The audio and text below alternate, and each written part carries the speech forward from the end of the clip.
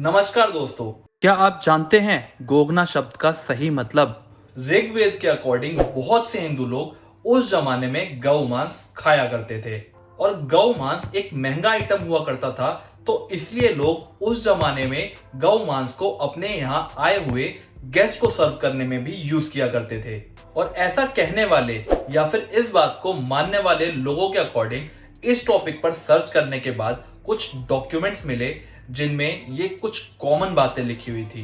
According to अर्थशास्त्र लोग बैरन cow मतलब कि बांझ गाय को मार के खा जाया करते थे और एंशियंट इंडिया के टाइम पे बछड़े और बैल को खाया जाता था और ये सब बहुत ही नॉर्मल था और किसी भी गाय या बछड़े की नेचुरल डेथ के बाद उसे खाया या बेचा जा सकता था और हिंदू धर्म में भैंस का मीट खाने पर कोई भी रोकथाम नहीं थी।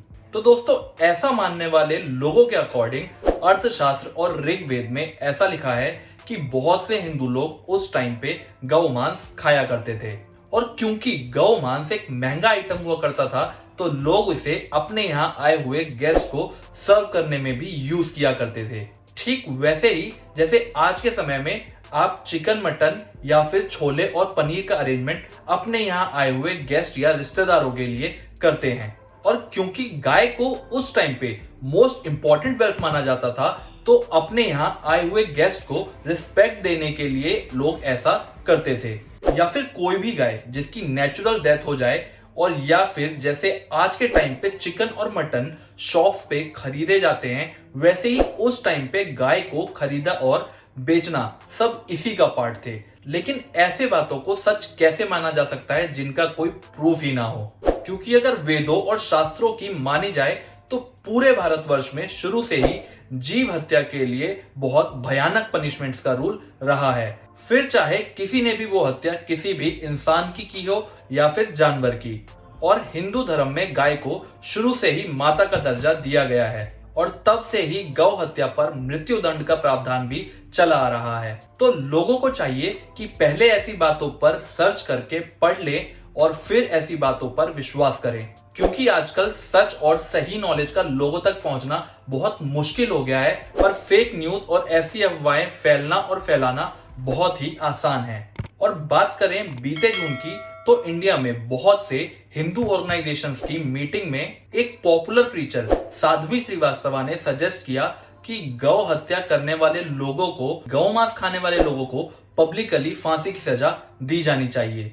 और जस्ट कुछ टाइम बाद सेम कन्क्लेव में एक एनिमल एक्टिविस्ट चेतन शर्मा ने कहा कि गाय जिन्हें लोग गौ माता मानते हैं वो ग्लोबल वार्मिंग की रीजन भी हैं।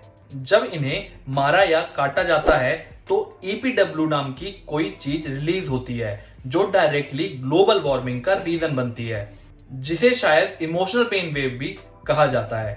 और ये बातें ऐसे समय पे बाहर निकल के आई हैं जब इंडिया में बहुत सारे हिंदू ग्रुप्स ढूंढ ढूंढ कर बीफ खाने वाले लोगों की या गौ हत्या करने वाले लोगों की सेवा कर रहे हैं।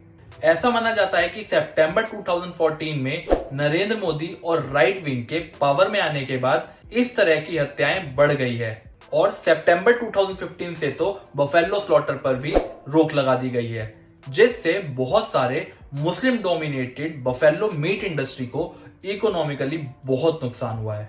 तो ऐसी किसी भी बात को आंख बंद करके मान लेना कहीं की भी समझदारी नहीं है। अगर हमें कोई भी किसी भी तरह की कोई बात कहता है तो पहले हमें खुद पढ़ के जान लेना चाहिए और कोशिश करनी चाहिए कि हम इन बातों की तह तक जाके सच्चाई का पता लगा सकें और ऐसी झूठी अफवाहों और फेक न्यूज को शेयर ना करें। और इस तरह की किसी भी घटना को रोकने के लिए आईपीसी के सेक्शन 429 में भी किसी भी हाथी, घोड़े, ऊंट, गाय, बछड़े या और किसी भी जानवर की हत्या करने और या उन्हें कोई भी पॉइजन देकर किसी भी तरह से उनकी मौत का कारण बनने पर 5 साल की सजा और फाइन दोनों का प्रावधान है। तो पब्लिकली फांसी देना is not a solution, but अगर गवर्नमेंट चाहे तो ऐसी चीजों को कंट्रोल कर सकती है। और बात करें उन लोगों की जो ऐसी गलत अफवाह फैलाते हैं तो उनका तो काम ही मार्केट में ऐसे गलत और फेक न्यूज़ स्प्रेड करने का है और फिर इनके लिए गलत और फेक प्रूफ्स डालना, जिससे बाकी दुनिया को नया मुद्दा मिल सके और ऐसे फेक न्यूज़ वाले लोगों को अटेंशन मिल सके। तो आज के लिए बस इतना ही। उम्मीद है वीडियो में दी गई इंफॉर्मेशन आपको पसंद आई होगी, तो वीडियो को लाइक करके अप्रिशिएट करें, कमेंट करके फीडबैक दें और चैनल को सब्सक्राइब करके बेल आइकन दबाना ना भूलें। जय हिंद, जय भारत।